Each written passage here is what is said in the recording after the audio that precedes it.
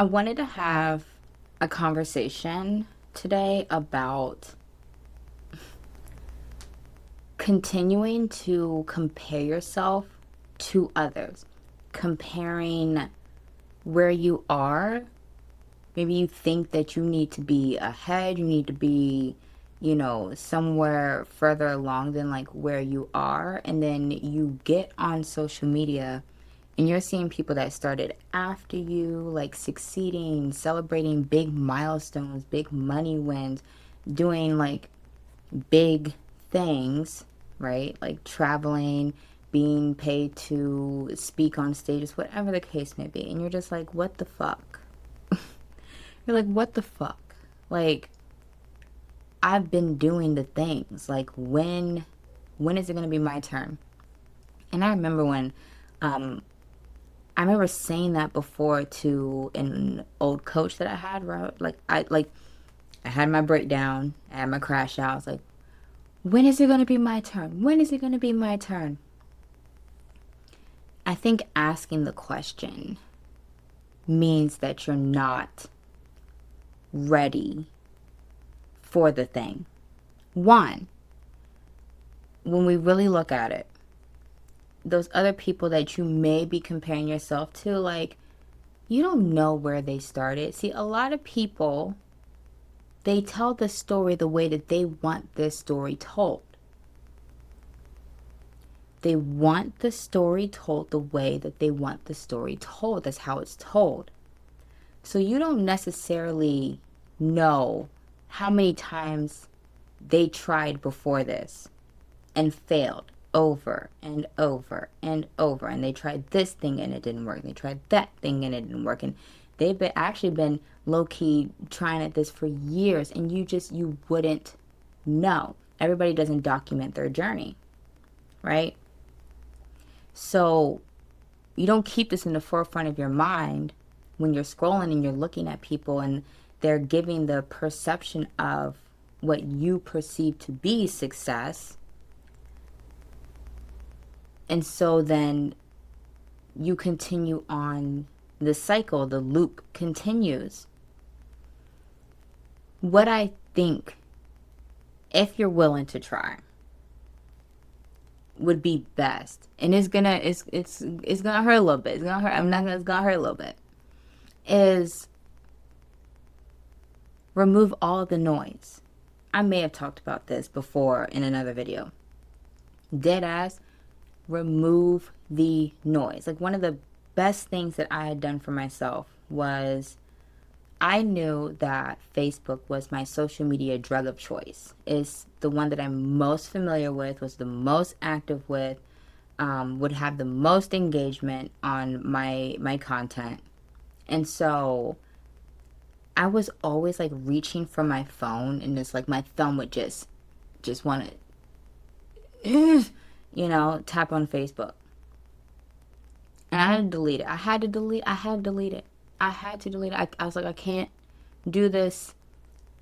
This is causing me so much stress, and I feel so much pressure to try to perform, to try to look good for other people, to make it, to give, I don't want to say like an illusion of success, because I look at my life and I'm like, what is success if not what I've manifested, right? But again, with all the noise that we're constantly absorbing into our beautiful brains, and then it's like, maybe I'm not doing as well as I thought. Maybe I'm not as good as I thought. Maybe those people should go work with somebody else. You know? You just have those moments, right? My old coach would call them gremlins. The gremlins in your brain, just like showing up to fuck with you. And I could sit here and be like, push through it.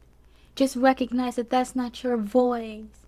And da da da da da. But I think sometimes to really truly get there, and for it to be effective on a continuous basis, we need to remove ourselves from the very thing causing us the pain, the discomfort, whatever the case may be. It doesn't mean like forever. Like, still show up, do what you got to do, Bookie. You know what I'm saying? If your thing is post every day, then go post your shit and then remove yourself. You don't have to be all up on everybody else's shit, commenting and engaging and getting into argument. Like, and this is the thing that has always like boggled my fucking brain, which is like getting up on social media and then just going back and forth with people, but then complaining about going back and forth with people. Like, it's just, why are you entangling with the very energy, the very thing that you don't want in your life?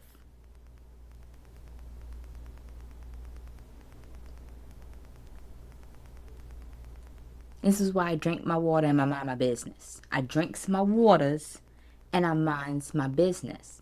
Because even if it's something I don't agree with, for the fuck what? You know, very rarely, very, very rarely do we go back and forth with people and the person we're exchanging that communication with changes their viewpoints for what we perceive to be for the better. That's a whole other rabbit hole. That's a whole other rabbit hole. Nonetheless, get your ass away from any and all the things for a moment's time that are causing you to feel like you're not enough, you're not successful enough, you're not worthy enough, you're not deserving enough, you don't know enough. All like, it just, fuck all that noise.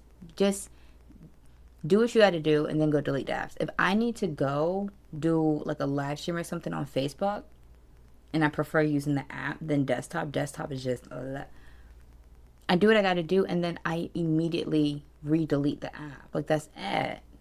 Like, that's it. It is so interesting to me how much of a chokehold social media will have on us. And then when we put our phone down and like we look around and it's like, what's changed? Like, this does nothing for the actual environment that I am in. So why am I giving it so much fucking power? So it's like it's giving me things for myself to consider. I always come back to, like, I guess my own wisdoms. And thinking about maybe what do I need to implement? What do I need to maybe remove or remove again so that maybe I don't feel as much pressure. I don't feel as much stress. I think about how, like, I don't have to work if I don't want to. My husband said, listen, you don't have to work. Just go, focus on your magic. And I don't think that I've even myself spent enough time thinking about what is that for me, though? Like, what is that? Because I've always kind of been in a state of anxiousness, survival, there it is, survival.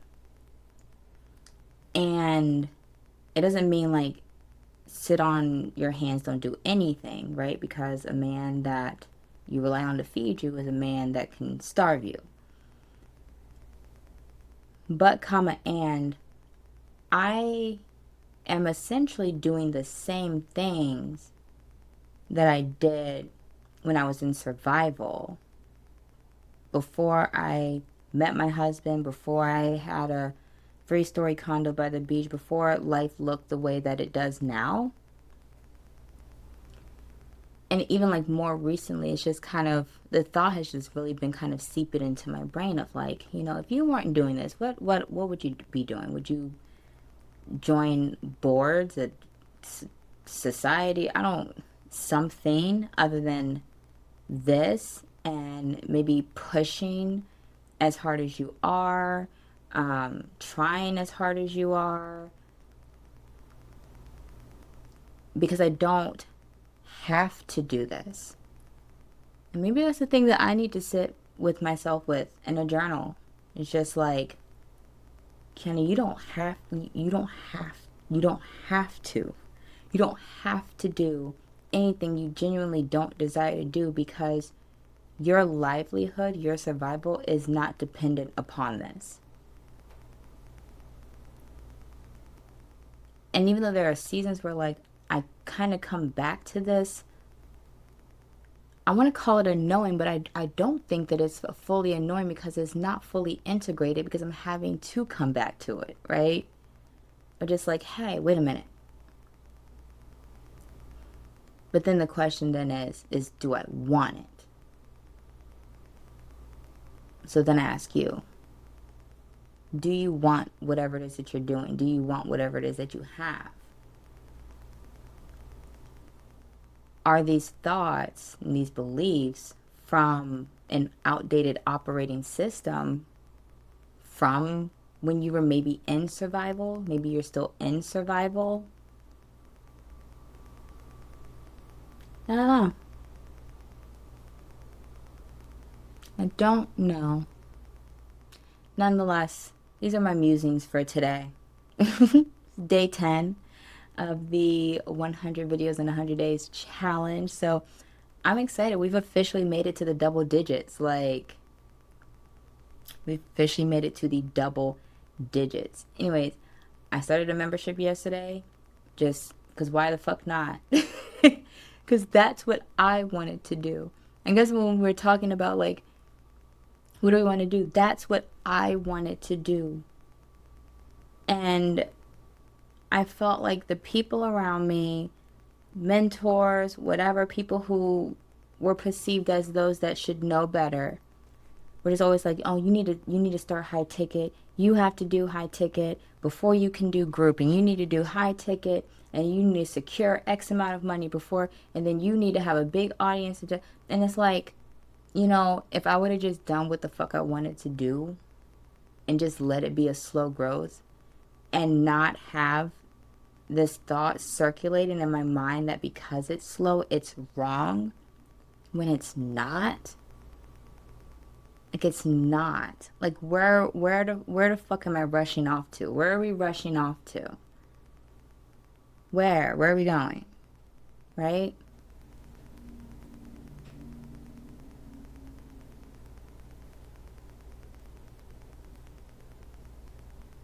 So yeah, so I started a membership. I started a low-cost membership because that's what the fuck I wanted to do. Because that's what, and I know that there are people who are probably going to, you know, see it. They might roll their eyes. They might be disappointed. And be like, I told her not to do it. And there are people who genuinely told me not to do this. But if they are not feeding me, fucking me, or financing me, do I really need to care about their opinion? I feel like that's a good one to end this video. So, with that being said, if you missed yesterday's video, I literally showed you the behind the scenes process of me creating this membership. So I want you to go check that out. And if you haven't joined the membership, but you are interested in starting a YouTube channel for your business, you need to go ahead and jump into this membership with our founder pricing of, as of today, $7 a month. Okay? I will see you over there, boo.